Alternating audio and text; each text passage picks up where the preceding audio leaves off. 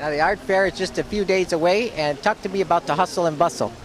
Well, we're getting set. The art fair opens on Thursday through Sunday, folks. I've got to remember that changed last year. It will take over all of downtown. What you see here is just a small, a little less than a quarter of the space that the art fair takes over. Now, go ahead and give me some highlights of this year's fair. But the biggest highlight is the art. You know, every year we have new artists, we have old favorites that bring new work. While there are stages and art activity zones and demos and lots of things to do, it's still all about the art. That's what the art fair is about. Now, how would you say it will be different from last year? Well, hopefully we don't have the rain and the heat that we had last year. That's how I'm hoping it's different. Okay. Now, where would you say are some of the artists that are coming the furthest away to be here? They come from all over the U.S. and occasionally from other countries as well, certainly Canada. I don't believe that the street art fair has any artists that are from outside the U.S. this year. I'm not sure about the other fairs, but we've had artists as far away as Argentina and Japan, Tokyo one year. So it really is an international event and certainly a national event. So go ahead and talk to me about some of the live entertainment that will be offered this year. There's a main stage that's located in South University, in the South University Art Fair.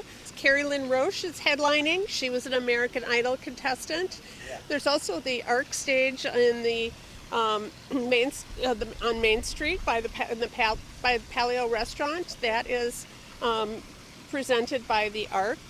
And there's an open mic one night, and the Neutral Zone, which is it's a youth organization.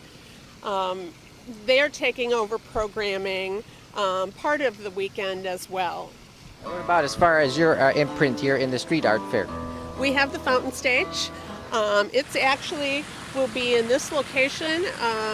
Just right behind me, and we have entertainment from 11 a.m. to 8 p.m. daily. And it's a variety of local student and community groups. And one of the acts that we're most looking forward to is a female a cappella group called Lorelei. They're wonderful. Now, also people can make art here and take it home with them, correct? You sure can. The Art Activity Zone has an abundance of family-friendly art activities that are make-and-take activities that you take with you when you leave. Although we have Legoland here this year, and you can participate in building a mural that will be permanently installed in their Michigan location. So you can't take that one with you, yes. but you can play. But you can play with the Legoland with the Legos. Oh, very good. I also like watching the demonstrations. You know, people working on the paintings and the clay and the pottery.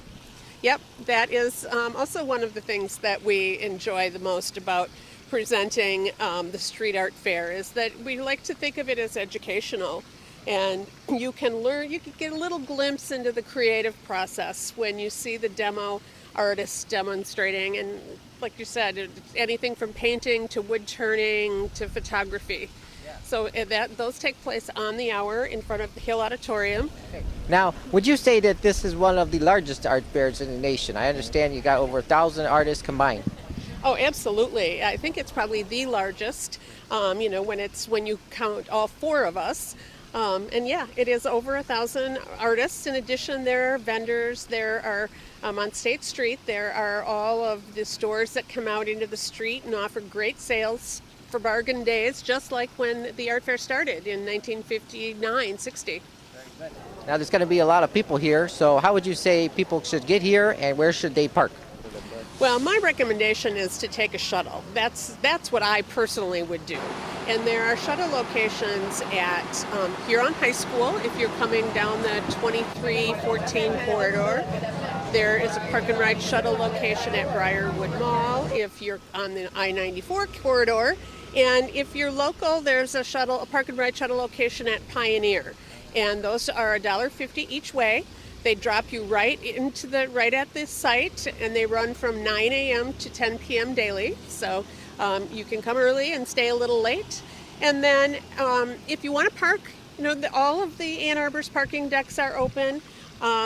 There's definitely availability if you want to drive into town, and I encourage you to check Republic Parking's website before you leave or on your way, because it often tells which lots have spaces available. Now, for those who want to travel between the 4 fairs, you're going to have the trolley operating again? We will. The Art Go Round circles all 4 fairs. It's free to ride, air conditioned, handicap accessible. So, it doesn't matter where you park or what shuttle that you have taken in, you can go around the fair, and if it's a little too much to make it all the way back, just hop on the Art Go Round. Any other final comments before we wrap up? It looks like it's going to be certainly a lovely day today, and we hope it stays a lovely week. And come on down. It's an amazing thing that we have here in Ann Arbor. We're on the map nationally for this art fair, and hope that we can share it with local people as well, people that live in our area. All right, very good. Thanks so much. Nice Thanks, talking Jason. with you again. Yeah. It's a gypsy life.